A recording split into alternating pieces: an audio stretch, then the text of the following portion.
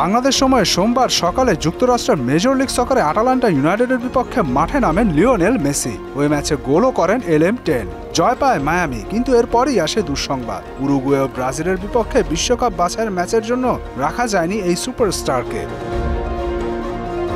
মায়ামির জার্সিতে সে ম্যাচ খেললেও চোট অনুভব করেন LM10। মায়ামির আগের 3 ম্যাচও খেলেননি তিনি, কিন্তু কনকাকাফ সহ সবশেষ MLS-এ ম্যাচ খেলার পর ব্যথা অনুভব করায় তাকে স্ক্যান করা হয়। সেখানেই ধরা পড়ে পায়ের অ্যাডাক্টর পেশির ইনজুরি।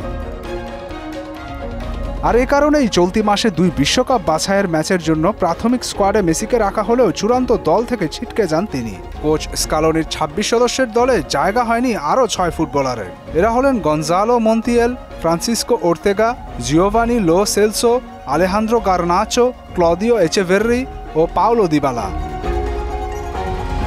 দলে অভিষেক হচ্ছে 2 তরুণ ফুটবলার সান্তিয়াগো কাস্ট্রো ও বেঞ্জামিন ডমিনগেজের। আর্জেন্টিনা স্কোয়াডে পরিচিত মুখদের মধ্যে হুলিয়ান আলভারেস, লাউতারো মার্তিনেস, গোলরক্ষক এমিলিয়ানো মার্তিনেস, মার্ক আলিস্তের ও নিকোলাস ওতামেন্দিরা আছেন। 22 মার্চ বাংলাদেশ সময় ভোর 5:30টায় উরুগুয়ের বিপক্ষে খেলবে আলবিসেলেস্তেরা। 26 মার্চ সকাল 6টায় আর্জেন্টিনা ব্রাজিল মহারণ। এদিকে বিশ্বকাপ বাছাই পর্বে ব্রাজিলের প্রাথমিক দলে ডাক পেয়েছিলেন নেইমার, কিন্তু 2 দিন আগে ইনজুরির কারণে চূড়ান্ত দল ঘোষণা থেকে বাদ পড়ে যান তিনি।